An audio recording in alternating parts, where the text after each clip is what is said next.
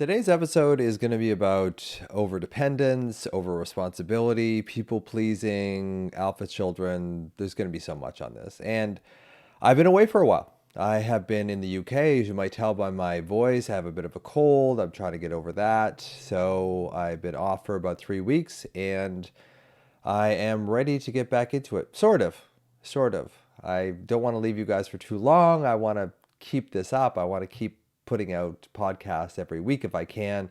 And this week is about taking care of myself, which is something that I traditionally have not been that great at doing, is taking care of myself. And leads me into this week's episode because I do think that we anxious people don't look after ourselves very well.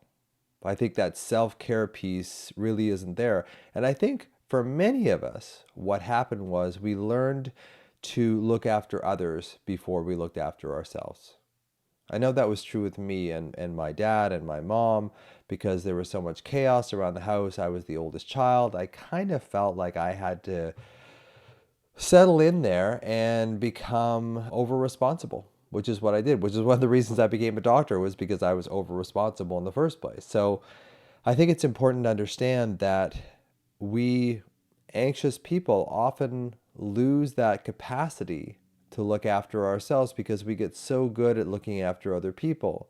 We are empaths. I don't really like that word. I've mentioned that before. But I guess I'd call myself an empath in a way, in that I'm very good at reading other people, but not that great about reading my own needs. And I think what happens is when we're younger, we see the world as a place that's not safe. For whatever reason, for me, it was my dad and his schizophrenia, but we see the world as an unsafe place. And then we adopt this framework that we have to do everything ourselves. Everything is up to us. And Gordon Neufeld, my mentor in developmental psychology, talks about this as this alpha child. And I'm an alpha child. And a lot of people with anxiety are alpha children. And what happens, I believe, to form an alpha child is you don't feel like you're taken care of by your parents or your caregivers. So you unconsciously believe that everything is up to you. We kind of lose faith in the world, that the world is a safe place, that the world is going to look after us. And we become this sort of insular, I have to look after myself. And ironically, we don't. We don't look after ourselves. We often try and look after the other people in our lives, our parents specifically. And I think that leads to a tremendous amount of resentment in our relationships, both back then and now. So I'm very good at looking after other people in my life, in my relationships, but not so good at myself. My friends these days are having a hard time, and they come to me for help, and I'm right in there. I'm right in there giving them advice, helping them feel better or whatever. But when I went through my really rough time a couple of months ago with my mom declining, she's still not doing all that great, but I'll get into her in a few minutes. I was really reluctant to ask for help. And in fact, I didn't. I didn't really ask for help. A little bit from Cynthia, from my wife, but not in general. I turtle. I go into my own little world. I'm sure I regress. I'm sure the emotional signature in my body is one of regression, moving back into myself, retreating, starting to go into Instagram, zombie scrolling Instagram, going off, dissociating, not really looking after myself. Because I was never really shown how to look after myself, because I was too busy looking after the chaos in my family. And I think that's what happens to us when in our family of origin, shit's going down in the hood. We kind of take on that, especially if you're one of the older children in the family, we kind of take on that role of, okay, this is up to me. I've got to fix this. And then as you help your parents, they inflate you. They say, oh, you're so wise for your years. You're an old soul. You're helping us so much. Maybe not directly, but indirectly. You get this feeling like, okay, I have some control in the situation if I start looking after other people. And it becomes a template. It becomes an unconscious template where we start looking after other people to our own detriment. As Dr. Neufeld would say, at what cost? At what cost do we do these things? So it's the cost of our own ability to look after ourselves, I think. And I also think that when you get traumatized as a child and it's not resolved by an attuned caregiver, that we lose faith in the world, and we also create this place where We're always looking for that magical other that's going to come along and finally take care of us. But even if that happened, we probably wouldn't let them take care of us anyway because we get so used to being in that caregiver role. It's one of the reasons I became a doctor, was because I would look after other people, often 36-hour shifts, all this kind of stuff that doctors do, and we're trained to do it that way. And I think there's a lot of I think there's a lot of codependent doctors out there, but we won't get into that this time. But if you don't get looked after as a child, I think you sort of take on that role of looking after other people because you kind of get your needs met in a kind of a backhanded way. They throw you some crumbs. Hey, you're doing great. Thanks for looking after me, all that kind of thing. But it's never enough. I find with me, there was this sense of, as I got older and I got more aware of this program, it's like, what about me? Like, what about me? What about my needs? And I was so used to doing things in a certain way, i.e. looking after other people, that I had lost my ability to look after myself. And I think that's why these so-called empaths are really good at reading other people, but the price you pay, as Nouvelle would say, at what cost, is that we lose touch with ourselves. We become very externally referred. So we lose our subjective sense of ourselves and our body, which is one of the reasons I think we develop this great deal of alarm in our body, is we ignore ourselves. We ignore that relationship with ourselves to our detriment. And then in its place, we look after other people. And then we resent them. And then we resent the other people that we look after when we're actually the ones pushing the cart. We're the ones that are saying, look, I'll take care of you. I'll take care of you. I'll take care of you. Because it's a program that we've put into ourselves since we've been very young. But it's not rewarding. It's not fulfilling. Inside of me, there's a child that says, what about me? What about me? And just in the last few years, I've started to see, hear, love, and protect that child. And that's one of the reasons I wrote Your Mind-Body Prescription for Permanent Anxiety Healing and created that program, was because it does connect you with that younger, wounded part of yourself. And it's unconscious. A lot of these programs are unconscious. We don't see them coming. We just act them out. And we wonder why we're getting the same negative reaction all the time when I'm helping all these people. Why aren't I feeling better? It's because you're not looking after yourself. And we are very poor at self-care. People with anxiety, typically. Not all, but typically we're not that great at self. Because I don't think we were ever really shown how to look after ourselves. I look at the way that Cynthia looks after, my stepsons, her boys, and it's very nurturing. It's very caring. It's very, when you're older, this is how you make this. This is how you do that. This is how you do laundry. This is how you, drive a car. This is how you do these things. And I think when you grow up in a household that's got a lot of trauma, we don't get those extras. We don't get those abilities to look towards ourselves. Like, what do we need? Because the household is either in this quiet period where things are going to explode, but we don't know when, or we're in the middle of the explosion. So we never really get a chance to relax and see what we need, what our own needs. And this takes me back to my mother. So my mother is in this facility now. She's doing better in general, but she wants to see me. Now, I've been back from the UK for about a week now with this cold, and the last thing I want to do is go in and give her this cold. But she's not demented, but she's definitely getting confused at times. So she's calling me and, in tears, like, I want to see you. I want to see you. And on top of everything else, she doesn't hear very well. So I'm trying to explain to her that I have this cold, and then I can't come in with this cold because I don't want to give her that cold, and it's an extended care facility. I don't want to give everyone else this cold. And she's getting upset and tearful and like, oh, you're the son that I can rely on, and, twisting the knife on me and all that kind of stuff. And it really brought back this program. It's like, you're not looking after yourself. If you go in and see her, you're really not looking after yourself. And it was really hard for me. It's been really hard for me not going in there and seeing her, just explaining to her that I have a cold and I do not want to give this to her because colds for her just knock her right out, which typically she would understand. She would say, oh, okay, well, I don't want that cold either, so maybe you should stay away. But she's teary and she's like, oh, I need to see you. I want to hear about your trip. So inside of me, there's this, oh, I have to look after her needs. I have to look after her needs. And I'm getting angry because she'll phone me 6 times a day saying, where are you? Even though I've explained to her, on each phone call, I can't come in because I have a cold. So this is why I'm doing this podcast today. And I wrote a post on Instagram about this exact thing, about being over responsible, being people pleasing. And people pleasing doesn't even touch the surface of it. People pleasing is such a colloquial, it's such a minimization of what it is, because really what it is taking care of other people. It's not pleasing them so much. It's like taking on their needs internally in me. I take on their needs and I try and fix them, but at the cost to me. It's a cost to me.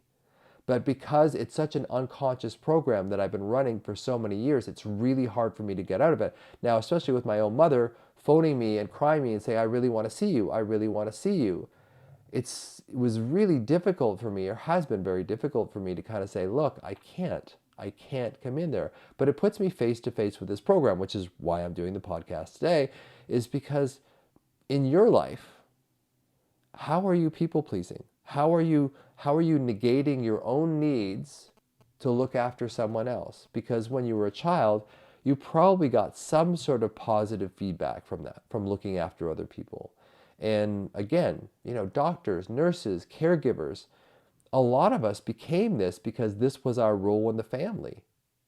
We became caregivers because that was what we were used to. That was a program that got put into us. And this is, again, why we're so good at reading other people and what they need, but not so great at reading ourselves. And the relationship you have with yourself is the most important relationship of your life, because you can't actually be connected to other people unless you're connected to yourself, which brings me to this whole resentment thing. So I'm resenting my mother for phoning me 6 times a day, asking me something that I can't do, because in my mind I said, I should just sneak in there. I should just go in there, wear a mask, whatever I need to do. And then it's like, no.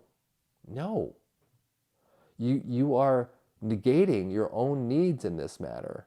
And you're also kind of doing it for her own good in a way.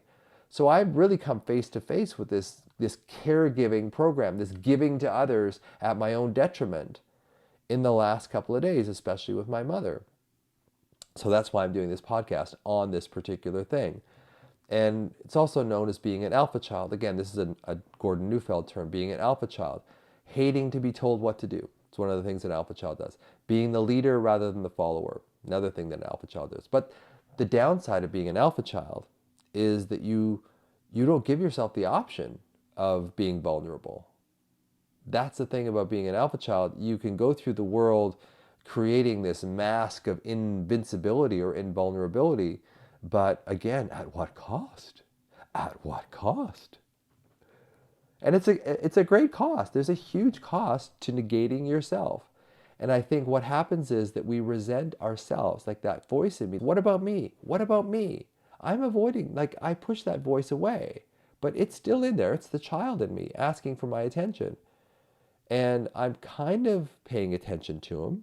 I'm paying attention to Rusty and saying, look, okay, we won't go in and see her because it's just going to cause too much of a problem, and it's not good for us to go in and see her right now. It's not good for her either. But it really showed me this program in Technicolor, that I will drop everything to look after someone else, but I won't do it for myself. And it's the same thing I talk about. Like if you're in a grocery store and a child has lost their parents and they come, kind of running up to you with their hands up, crying, of course you'd pick them up. Of course you'd soothe them. But for some reason, if that happens within ourselves, we don't do that for ourselves. We'll do it for other people. And this is what I think creates this tremendous amount of resentment and this self-abandonment, because really you are abandoning yourself when you give to others all the time. If you're constantly giving to other people, you're really abandoning yourself. Of course, there's altruistic giving, for sure, and I have that as well.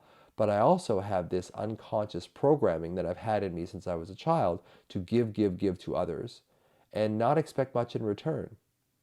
And within that, I have been very poor at looking after my own emotional needs, which is one of the reasons I became an anxious mess for so long. And one of the reasons I created the MBRX program, one of the reasons I wrote the book, is to help others. So it's in me, like, and I have to just really be aware that it's in me, but can I be aware of it? Can I give myself the choice like I have with my mother? Because a year and a half ago, I'd be in there. I couldn't stand her being in discomfort, so I'd be in there regardless of how I felt. I would go in there and try and soothe her at my own detriment. At what cost? At my own detriment, I would do this. Now I'm more aware of it. So can you be aware of this self-sacrificing quality in you? If you're a worrier, if you have anxiety, if you have alarm, and it's not in all of us, but it's in most people that I talk to who have anxiety, who are empathic, who are attuned to other people, who put other people's needs ahead of their own. And can you be aware of that? And can you give yourself the choice to not help, to find a way of, showing them how they can help themselves, showing them a different way, not automatic knee jerk, they just come to you and you'll fix the problem, because nobody wins. You wind up resenting them because you're abandoning yourself, and you resent yourself because you're abandoning yourself. So the real thing is, can you see when you are giving away your power, when you are not allowing yourself to be vulnerable, not allowing yourself to be taken care of, but you're always taking care of others? Can you give yourself a choice? So that's all I got to say this week. And I hope some of you have got my program. I hope it's changing your life, as well as the book. I hope that's really helping you as well.